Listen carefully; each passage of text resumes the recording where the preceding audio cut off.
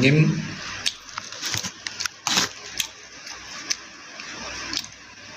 người bạn mua sợi mút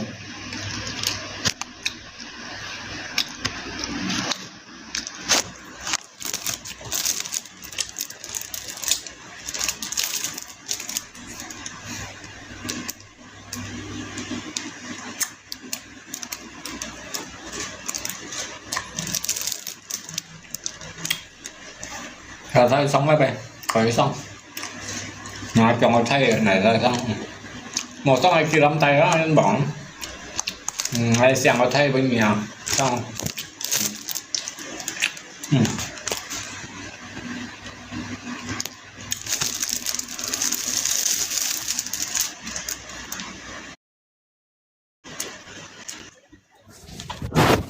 Tô máy như tỉnh nhìn không hả? như bạn ấy xong ai chồng như kiểu chi ở ngoài nào Tô máy em mang như nào? như bạn tổng hay như xong ai trước ai chồng như kiểu chi ông như ai cảnh Nhưng mà mình tại là sập gió ngọc vẫn nhiều. ngay chơi hay tiểu nhỏ bạn không đang ngay một phần như ngay thọ phải từng cái thân là điều rằng Ngay ngọc vẫn ở bây giờ cháu con nào không nhiều. ngay cả như còn là đang ngay chơi tiểu nhỏ bạn không là đang ngay thọ bên cái lò hải kẹp Share đi, sập nhìn không ai kêu ngay ô share.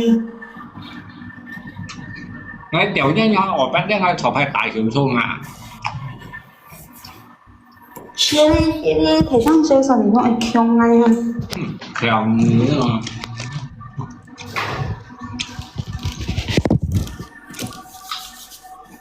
còn đi hẹn nhau ở bên phúc ngay tiểu cả thế sẽ là ngoài ai cả chứ còn Má nhỏ bên phúc ngay tiểu cả thế sẽ là ngoài ai cả chứ còn hay mày vì bạn ấy anh nhận chèo thì này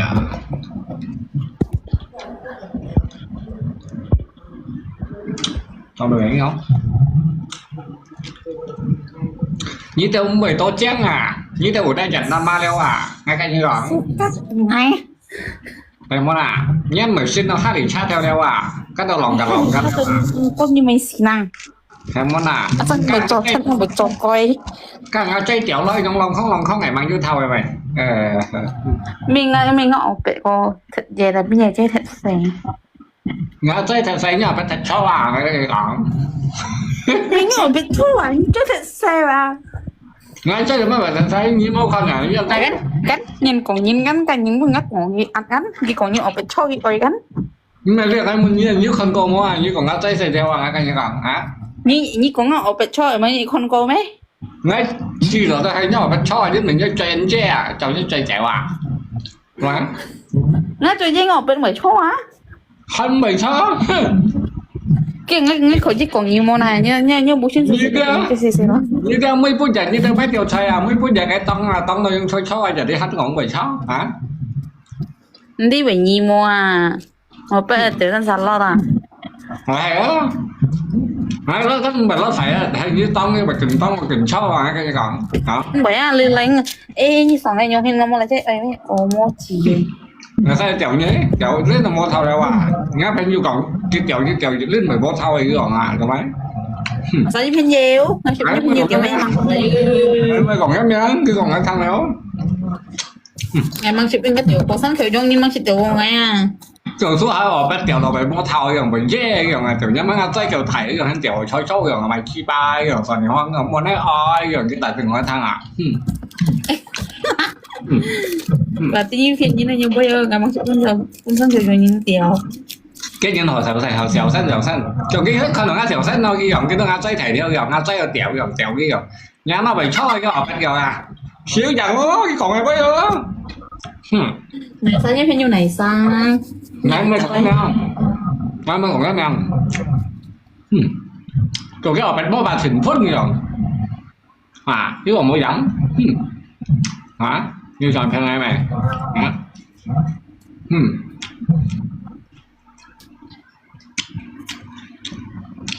còn cái số 2ở bên mỗi đây rồi nó cái nhiều trời rồi còn cái khung đợi tiểu rồi mà nó phá phải tiểu rồi chứ còn mới dẫn quá mua chẳng nhưng mà phiền này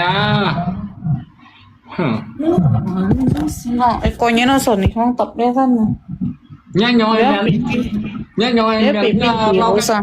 cái chú tao ở như tấp tấp ở trong chú tao à người như vậy. Không may không may xong mẹ tự nghe.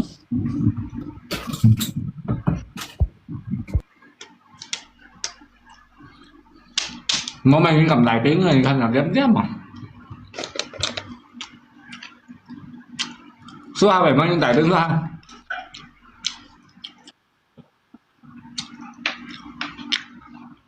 Nhà sao?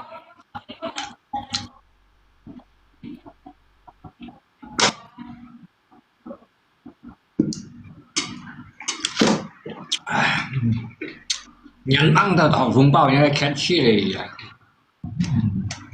Không may cái sao mà cho chết là thằng xin nhận phải chỉ vậy mày. Anh mày xíu đi xin nhận phải yêu gì sẵn thổ luôn rồi. À bây trên cà phê à bây hàm gì xong chú kẹo à. Bố thông ở bay tao tự nhiên bố em lo thông đó. Thông mày thầy chi bay hạ vậy nè. Nhớ cầm mẹ la nhưng cầm khói à. ngay chỗ lý quảng anh chỉ đó là xin nhận phải tu ý lý cả lộ bay to cái usaha. xin nhận phải tu ý lý cả lộ bay to usaha cái con nó lộ bay to ô hay cái chỗ nhìn hiểu không á. Tôi mày cái chỗ nhìn mày nhông hin sao mà tưởng thằng buồn xìa chết lộ bật rồi như là sao mà thấy cái ai thôi. Tôi cái xin nhận phí ở nhau như này xịt yêu rằng là thấy sử dụng là cái đầu ăn mô dùng như nào. Hiểu không? Mang ai chuẩn biết thong hay sao? Biết thong nha. Đây tiểu nha mê rồi. Ấy mày tầm bảo em bố khu đó. Đấy. Mang em bộ tông sen việc cái cô thầy dạ rồi. Tên. Tiểu nha mấy bé tầm bảo lại bố khu đó nha mê chi rồi. Thấy ăn hổ khẩn nó đi trong xưởng có một chỉ ngồi bé đi đâu ăn hỏi không? Còn dùng cái đó chia nhau khách thả lại ngay chưa anh?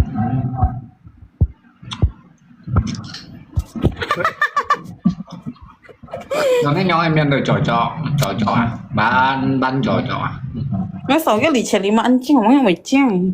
Cái lịch trình mà với bị chiang một chút xe đẹp mà trời cái trời xe à? Cái này nó nhông phèn nó có bị cái trong rồi à? Cái nhìn với cả còn cái tới trên mặt như nào cái các lịch trình tại bắt nhân cái chi máu về tiểu như tại mày chi về chính. hiểu á tiên chi của cơ. Tapi cái lịch trình lấy ra về cải ăn to đều.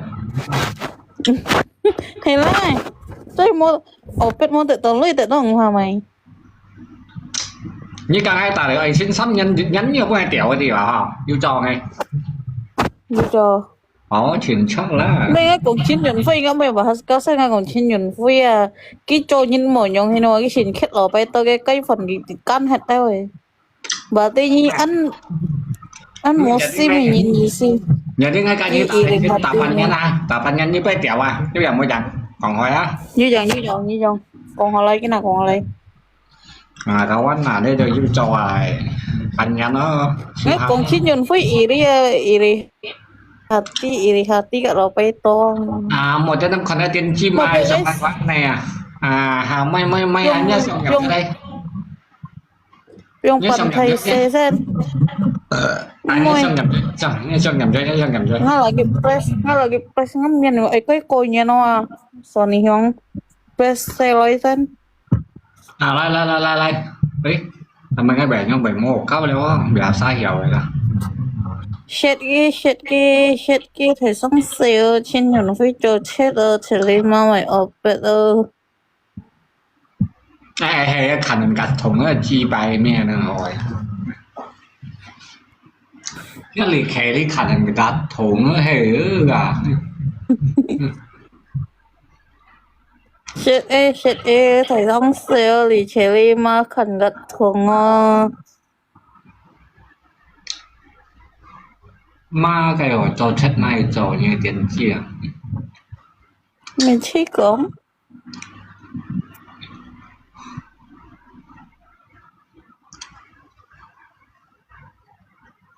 rồi muốn những cầm tay pin hay là say sắm trên kiểu phi ha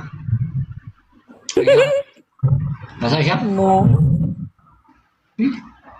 chỉ lấy bên như chồng một văn nhân cầm chỉ xong à cho mày mà ta xí nhất chơi á hả cho đây như mà mà chồng một văn như mà môi con kia như mày chồng một văn à với you nè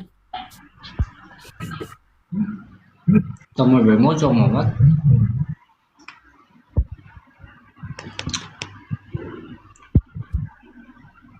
như các cổng này như môi chồng một văn mana jeo là đây ngay chưa khánh chứ vậy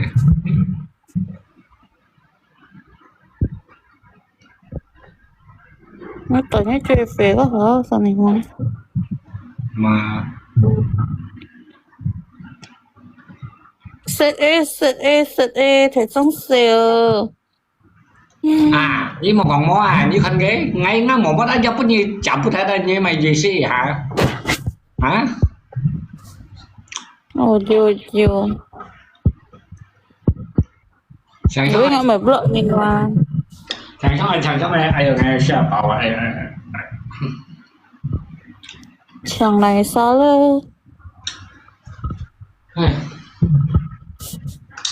mấy cái cạn lì xẻ đấy cạn bắt nhát là mỗi tiểu cái chi tầm làm dùng cái lì ở đâu vẫn còn đó không mungkin VCS tembak jauh ah ai mang phải chết tại bisa phải đấu pede kiểu bisa kampret ah ngay chờ nhóm phải chết thẳng tất nhóm ngay trường ngay mang shit ở nhóm chỉ gì mo literally mà có dùng cho cái có literally mà có dùng cho cái lấy ai mang phải chết cái dùng cũng có dùng cái dùng cái chỉ một như số 2 ai mang phải chết điện chồng tiểu em mày ngay chỉ một như là vẫn còn đó cái ngày mang xịt chi có VJS VJUS VJS cái sinh cả tân vì đồ sạch cái gì xí ha nó có mà anh chẳng cái gì tí đó千元费透个事vì đồ sạch VJS VJS nhưng mà VJS phải dùng vì đồ sạch mấy cái lần sau phải chiều không Astaghfirullah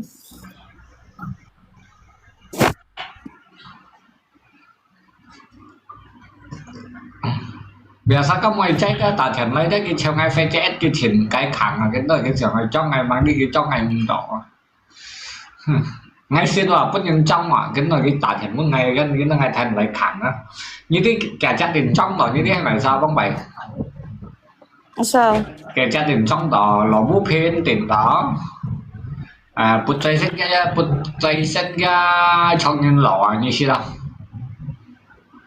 Sip. Misalnya kan kebanyakan kan entah penipuan sih nyonya gitu siput nanti ki pancing ni kan kayak gitu nya mina orang ngiput saya unggil nyi sio kayak ni thầu yo. Vô phên tiền đó có lẽ sân số sẵn đi tiền đó chơi dầm bà tàn bờ xì ấy. Bố tao kết phụ những cái miệng cầm chỗ đó chơi mẹ sao xẻo đi. Bố có nhà giúp kẻ trả tiền đó ha. Trên này ngài đồng văn còn đó phải vun kỳ kiêu thỏ như ngà. Nên phụ con này phụ chơi. Đi là si bảy môn có yêu cái đó kỉnh chín mà khoai theo hạ bòi to tiền kiêu này. Ngay ở gia đình này phụ nhân kiêu này đã bị kiêu ngày một đó. Ngày tí gặp mòi. Như tao chẳng ai tả thiệt ngay chẳng ai trong ngày phụ chơi là chơi phụ nhi khẩn vì đầu sẽ nhẹ tẹn à. Như món ăn quay trong ngày đỏ ngày mình là nhìn thôi chùa đi su ha đó à phải quay trong đỏ su ha su ha sau ngày phỉ đầu sẽ đó phải quay trong đỏ một cậu đi trong đỏ những cái món à nhưng mình ngay còn nói cách này như anh thầy cha như anh nập xuống đấy quá à ta vẫn lót lại là sẽ lót lại hả cái đó này xin gì lại ạ nhắm này như một cái video số hả nó video như xin một mẹ cho đấy cái gì như vậy qua thóc hay đó mày chụp lại ăn xíu đi chứ chứ xíu thiếu ăn xe theo à hay hay giấu đó tất xe theo à Còn tới xe theo à, tapi xe theo thì trong quá. Vậy còn tốt này. Như các anh chơi còn à. Kita senti. Nhưng mà xử lý ngay á. Kita senti như ship it in. Phải nhà mà còn ai chơi xe theo cả cái đó dành đam mê mấy ngày như khỏi ở ngay xuống à. Một nhóm cộng cái đó dành đam mê thằng đó cái mấy ngày đó cái vấn đề hỏi xí xí. Như anh dành drama ha, tôi thấy nhiều những người dành drama léo. Hay là cậu xem chi là dành đam mê đó. Dành đam mê cái Cậu ghép cái đâu. cái tiểu lì sẽ cái tôi sẽ chẳng ngầu hổ vào với sẽ cái chẹo vào với nhau đúng không nè này ta cả chính nên là ngay Chúng ta satu malam ngay cái như còn ngay cái cả chắc dành lắm á tiểu lì sẽ lì ngay vô chọn vào với dưới máy mắc cái đầu mùa chỉ bay dẫn cái như bức ai blog nha như còn anh cũng xem tí một xíu ít hay nữa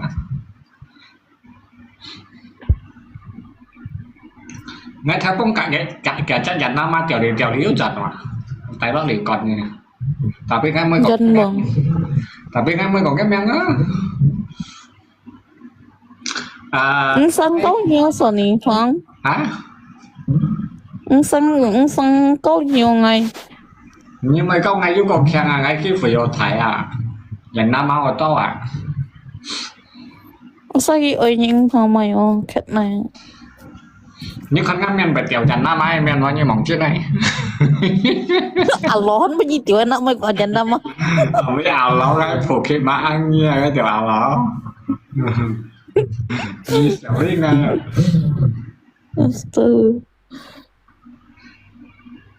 nhưng mà như còn cái tiểu ảo ló như một xấu đi nè tôi mới nhớ mình trong quỷ bóng hả chỉ phải như nhà nào quỷ bóng à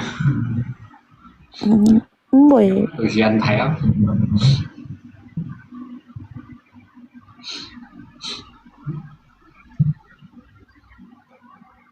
ngay con nhân ngay chuẩn sang số hàng chọn hiện mấy cho nên con nhân này cho nên cô nhén nó theo các chọn những sáng này kìa chọn những sáng chung cái là giờ đi ngay mò thành cái chọn những sáng là mò cái để sợ con nhân mò đi nhiều lò mà quân phải ấy quân ấy hiểu không là sao chứ còn là sao cùng như mà hắn cùng này sao ai men ai tiểu lò mà như chú kẹo hoặc như cho đấy như là tiền chi còn ngà vậy bòi vật này như một khay ra các anh liên như ngay bòi vẫn nhiều như khay ngay bởi khách như là như một khay hả hai bòi là ok tiền chi như sẽ nhắm cái chia ngay tiểu lò mà su ha cầu xeo à chú kéo à nhà mẹ chia cho đây bòi vẫn nhiều không như nó sao mà chỉ cái tay pin à hả không mà một cái này bòi một khay à như khay lên nhiều các kết hồi này bội đúng không hả bòi tiền chi cat is your cat nói chung một thì là to đi cái còn mấy còn mấy mua đồ cái mẫu còn mấy như có kia mấy tình yêu còn quá ấy còn mấy ông trai ấy giúp cũng nhà mẹ riêng rồi như đó là con mà tôi anh nhớ xỉ chết hả không chỉ bay à cho đấy cha mà mi lại con你瞅我你写时啊就给我kiếm chiều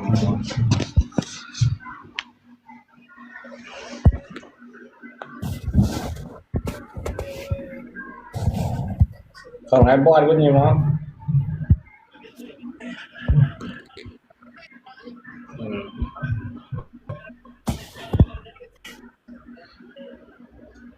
sao cái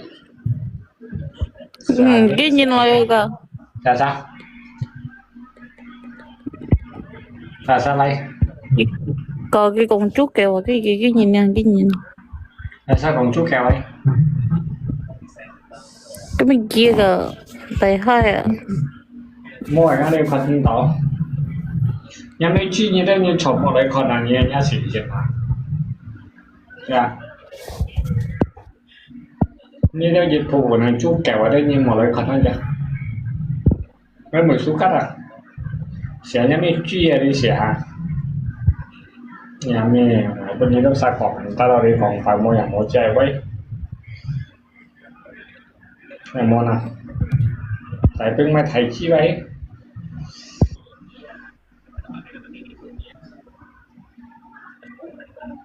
ตอนนี้ในจอของเราก็ว่า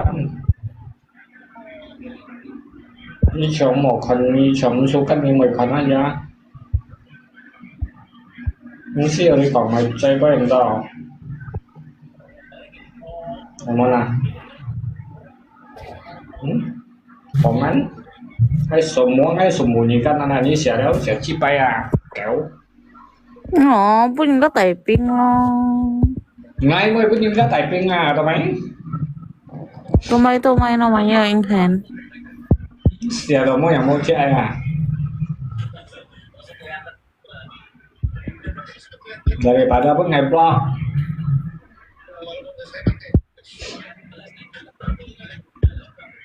mấy mới có những cái tài pin à tao mấy cảm ơn xả đâu xả chơi à chiều lo à tao cái đời nhau gì quên Dùng như thế ra bên như thế ra bên trên nhìn phí thấy. Anh siêu chịu. chắc theo Nam Mô đấy không một dòng ảnh trong này xe lâu những cái xe rồi theo trong bong xe Ê, cái mày bong sữa lo theo rồi cái hàng chỗ những cái tem xí các nữa. kiểu phi theo Nam Mô trong em phá bố giờ đi cái miệng trong sao thịt lò cái miệng đấy chẳng ai phổ thăm mấyอย่างนั้นนะจะซ้ำหมออันหอยซ้ำฉันจะหลันคุ้งหลันcái chuyện kiểu phi còn cái bài nói ai ba thì chẳng có chiều với khăn thì chẳng có Bên bên cái lì chè li mà khẩn ra gì.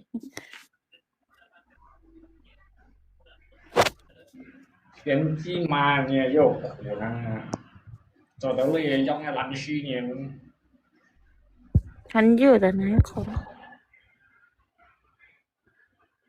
nói chuyện tiền chi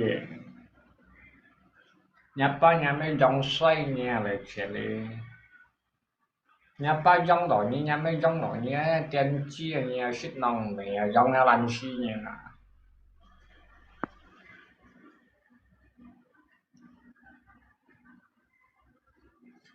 nghe ăn cắp cả số hai phỉ đầu con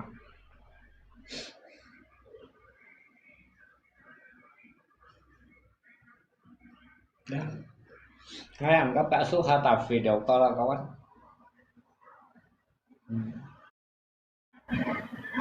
sẽ đó mắc cái như là mò sẽ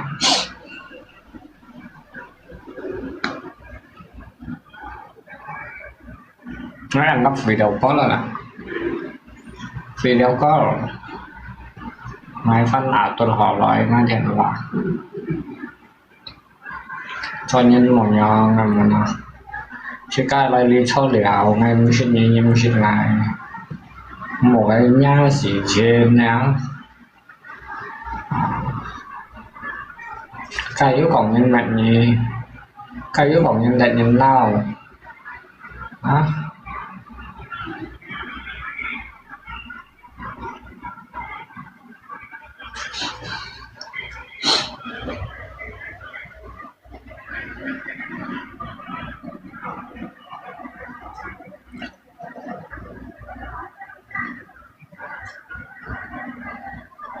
anh kiểu ơi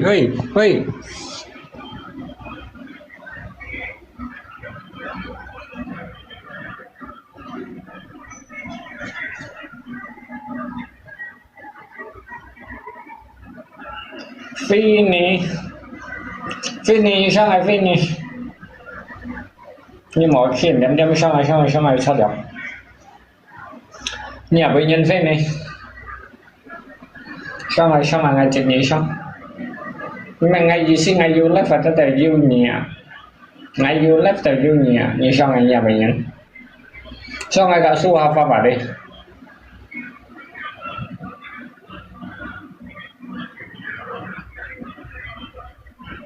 À, sang ngay Phin này.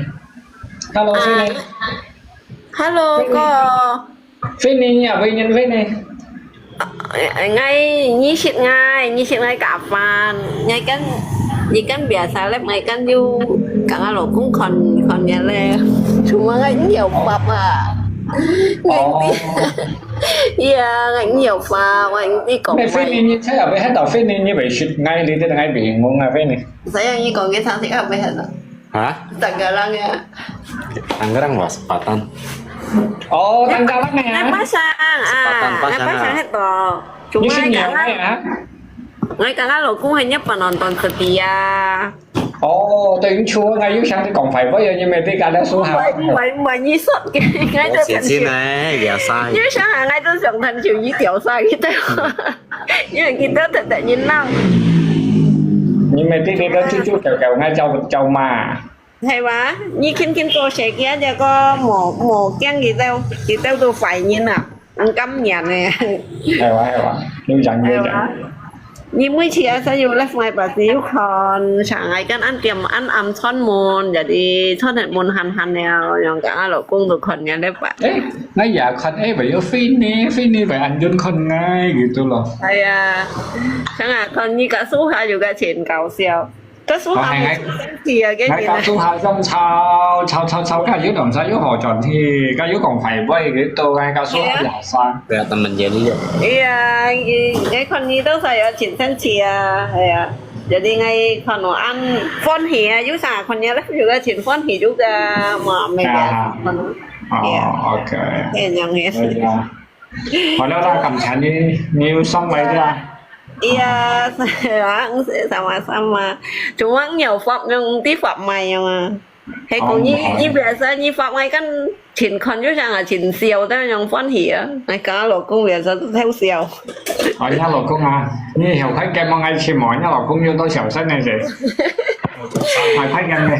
Nó老公冇做衫咩？唔係係睇nhà老公。你可以合。喂，nhà老公係睇要多小心你哋，開嘅。Để xin các chị bà. Hiểu cái game không?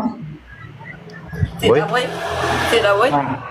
Hay cái như chết như chết thế hả? Chị có đừng nhiều xong À. Dạ. Hiểu thấy không? Hay cái như chết liệu như chết đấy. Xin pan hả? Nhà ngay cái như chết liệu như chết đấy chết đi. Anh chồng nó thêm nhiều anh nào lụi Mẹ ngà fan, em mới chọn bắt mấy xong rồi nha. Mình như vậy anh chọn FC theo năm mốt à? Vâng. Chọn tao mình xí lỗi thay như vậy nó chọn. Nhập khay hả? Như tao nó lắm mày khay hạt bên tiệm mày. Chẳng xe à? Có chẳng sẽ vô trong á. Vô trong á, gần đi. Đi hả? Sao đi ăn to luôn? To nhìn coi. Giờ chẳng xe mà to nhìn coi.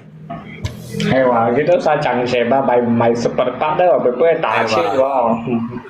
Hay quá. Như biểu sao bị cầm vô như xịt hết trả tay cái cầm vô á. Bong bài xịt hiện tại tay đó ông xí lưu ăn to nhìn cái khói cỏ xí lăn không. Còn đi sao ăn to nhìn cái khói. Trả tay cái gì thế hay mày sao mà cái chắc là cũ à? Dạ cũ hả? Hay quá. Nhìn thấy anh còn ấy hết. Tera ata palapa cái Hangko kan palapa ngay chùa xịt cái máy rồi. Ăn có palapa cái trả tay cái xịt cái hiểu mấy cái cung trọng anh thầy cái khói và kiểu kia. Ồ. Cái ngà ba cái lẩu mày à. Thầy cái đó sầm giống hai này hai một cái đó. Hay à? Có để ngà lẩu thay xoay tăng cái răng. Hay hati. Nhớ cái sang là bi itu. Xe lông à. Nhớ xe lông tin à. Bong bài ngay juga chỉ sầu ca ngay mang sai đâu đi patang ngay juga chỉ sầu ca. Là nhớ xe lông lấy ngay chết bèo sai cái tí chuyện. Một bèo đang đi hải sen ấy tổ chức đó. Hay quá. Anh một bèo bong bài ngay mấy khói hạt về điểm ô chiêu, mấy cái chơi ô chiêu mấy con. Giờ một bèo tiếng online nó ho. 你咪啲有幫計呃故事有乜啲咧麼啦？ vậy là thì mẹ sẽ dùng cái đó Tôi chả xây nhiên đâu nhé. ngay bố xây nhiên Hả? Thằng phải còn tỏ bày mua xây nhiên câu thì tốt kiểu đéo. hả ship nhanh đâu Ship nhắn mua xây nhiên là như một hạng ngay. ê bà hình như mấy ship nhanh đâu Vâng, để thiên mạng yêu bút nhỉ. ê bà Đây như yêu ý chào mò, yêu ý chào mò, yêu ý chào mò. nhiều Nên là hiểu không? Thằng vẫn còn đó. thì à mẹ sáng ngay ăn to nhìn chú cái câu mình nhìn ship nhanh ship vào nhìn chú cái một sợi phô Mua xe rồi. chú lấy kèm sợi phô theo mới ăn to Anh nhìn chỉ khẩn nhất lọc phôi, mình ngay khẩn nhất lọc phôi, mình yêu xe phô hay còn ngay còn yêu được chứ. có là lò phô mang mang thì tên nu Tại bây giờ luôn tỷ lượng luôn hả phô sáng à một bên hơn các con chim nhận bằng yêu phun sẽ cả sẽ mò hey một bốn trăm hai tiếng họ vẫn ship nhanh đâu mà hey sáng à khánh các thùng xe vào bảy ship cất bảy lúc sau đó theo nhanh nó xe nhanh nó vô tạm vô à giờ nhận phát cái một phút này đây nhận phát hết mỗi khi nhà nhóm hiện đâu lâu nhìn các ông chặt phá tuần là như kiểm nhà chính chỉ để xe nhìn là nhóm kiểm đi chạy thủ cái xe đó cái hẳn nó chín nhiêu chưa kiểm chưa tỉnh cầm kiểm vào ngay à tôi mới vẫn cầm kiểm mà tôi hàng ấy kiểm này mới sáng ngày kiểm đóng đây chỉ cái xe nhìn các hàng còn chỉ cái mà cái còn hiểu người tên tôi còn chỉ cái phá sai chẳng hạn là họ hay dạng ấy như mấy tí sang hà như mấy tí hay kiểm rồi chi hay và họ gấp mỗi mấy tiêu bởi xíu họ hiểu ngáp hết nhiều kiểm mà hay bố ngáp hết nhiều kiểm đồ hay là cái bản địa ảo số hắn này kiểm hắn sẽ duy trì ở đây là kiểm ấy thu kinh thái mà cái biện pháp nhân gì ở như vậy tiểu nhưng theo bố miền Nam mà kiểm sao là gì nhỉ và đây kiểm phát nhiên nếu cái con nói nhau hết xe phun chết đó cái sẽ là bản địa số hắn ấy kiểm mang đi nhà cho nên thu kinh thái các miền kiểm theo phát nhân là mang đi phát nhân gì ở kiểm đó thì nó phát nhân và đây phát nhân chủ buồn tủ này à nó phép chưa buồn tủ này à cái kẹo mà gì chào mày ăn chém cho mày thông nhân mày cái chết nhiều cho mà trên nhiều cho mà xoay còi à đi ăn thầy ở cái xe cò tại vì cái phát nhân chỉ chỉnh khiến nữa cái sùng phò nữa đi cay á mua khắc chỉnh khuấy tại vì cái chỉnh xe cái phát nhân chỉ cái sách kẹo này mà tại vì cái mới còn cái men canh kia để còn vô rồi tại vì cái kẹo cái lượng xe phò cái theo lối cái cho được vô thải à cái nhuận xì tay đấy nhuận xì cái xe phò nhau cái xe phò tay lôi cái đó hay kiểu và cái xe phò giúp nhuận xì đó cái kẹp với phát nhân chỉ đấy trong vụ khách ở đây cái tiệm sân ly cho được chiêu theo thải cái bu như cái ăn khay à có đấy kẹp dạng ngoài để cái ngoài mới chuyển thải ở vẻ sao TikTok đi live vào nào mà em mới còn cái miếng nó bùng cái đầu vẫn còn có vẫn xong chồng với hâm mộ nó bùng là hả nghe mới hiểu còn nghe không hắn như cái bản địa ảo số hắn ấy chim cái ăn to sẽ chân chỉ còn chính trên đây kẻ cái thông như này ăn to tê chúng ta sẽ hiểu cái trai trong ảnh nó phát hiện tôi như kiểu mà giúp sang trai món này nhá phát vô hiểu trong đâu thì là các đầu thiên nó trên nhiều á chỉ kia ngỏ chơi còn ăn to đó giờ đi gì cái mà chơi để đi những màu cái số múa như là rất hay múa lâu như chuyện dở ngay cả như cỏ như con nó họ kết liang si họ kết liang như thế đấy như sang xèo mái như hấp mày như kèm như vậy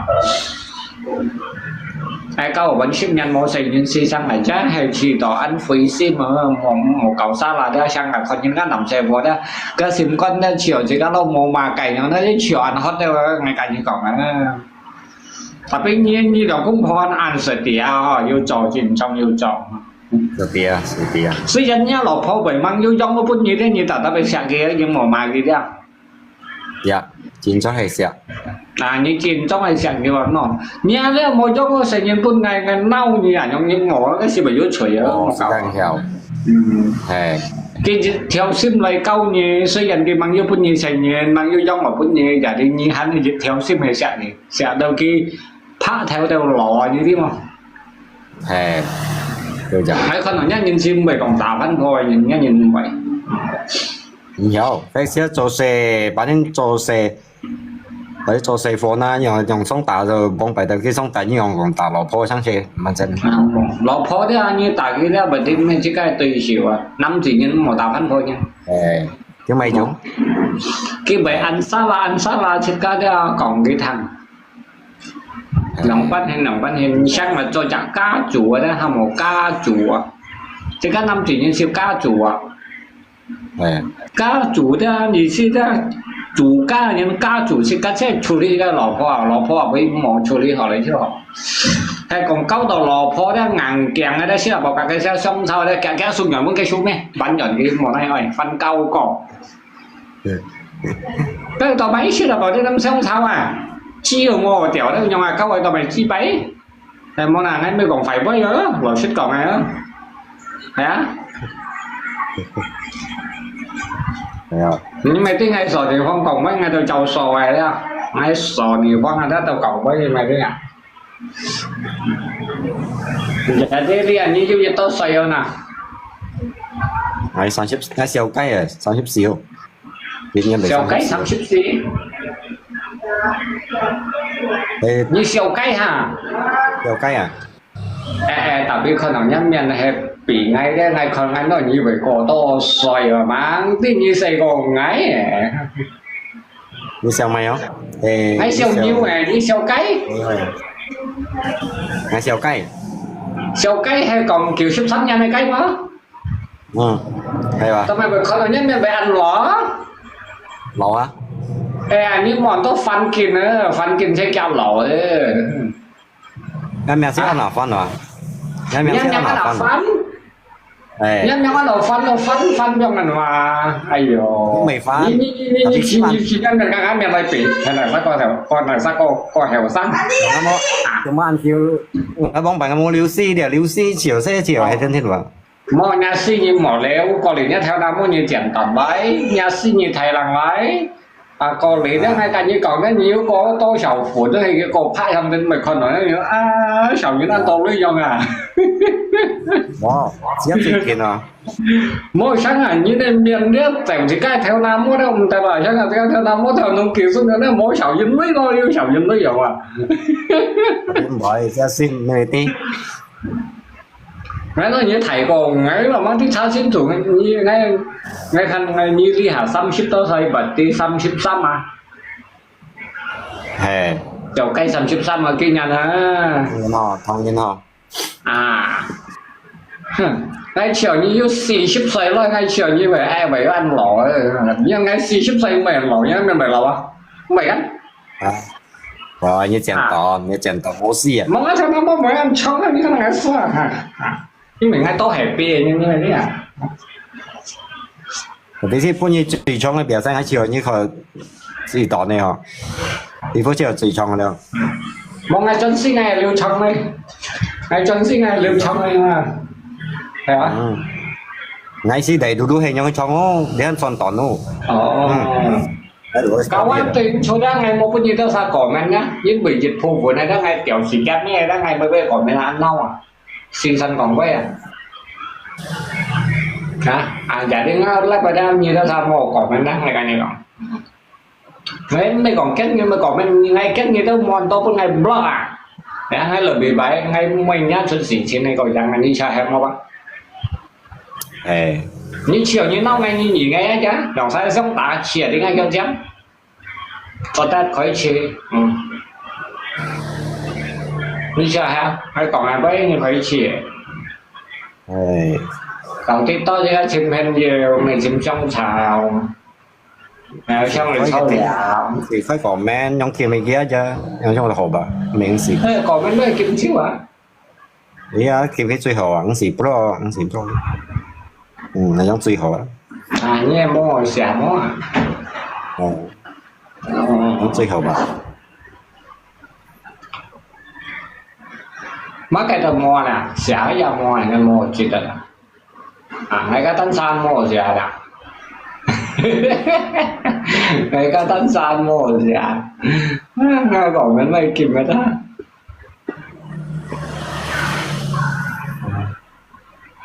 ok là hay nhông còn thôi á hiếu gì đâu dạ đó làm sao như nghe như xong là chỗ phụ như thế nhông cài ma nhân như vậy giống như chọn lại vậy đó một cậu như xong là ngã lép xe vậy như trả xin chỉ chạy đó vậy đó bộ gì đó cháu như một chút đi khinh rồi mới dạy mày chưa à thì ngã mẹ nó phân tập đi xin thì là xem con trên thì này có như đầu tiên hỏi như thì nó như em khoai xếp rồi như mấy giờ như đâu cho cái cây chuân mày mày phun thông tả cây chuân này shit hiung thì mày thảy nhẹ xiên cây chuân này shit gì bù sim theo bù thịt này đó cho mày ok họ cầm theo nha con chào ok ok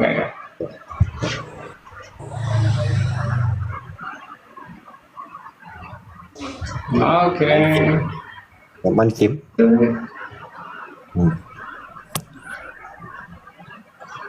rồi ha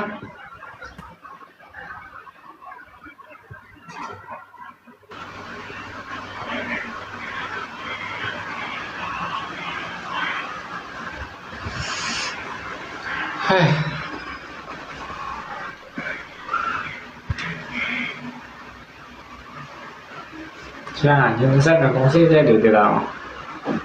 Câu ăn tôi nhà nó là một rể vỏ. Như nhiên cái thuốc đã thơ mang yêu cao cái đầu không rể vỏ. Thiên gì một cái này kỳ quẩn. Như là câu vẫn nhỉ sức nhà nhé hẳn một rể vỏ. Hả?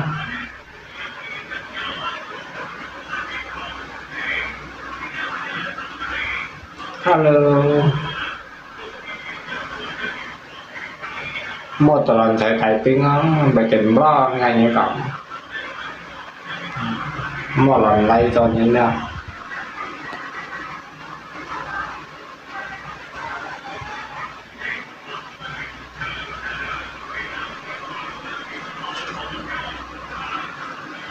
Ok là ngay hiếu gì đâu.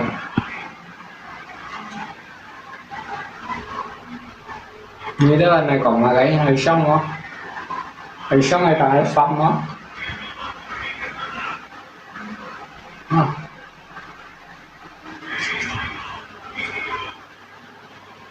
Đồng dành măng là ok á, lên đây á. Hưu gì đây, hưu gì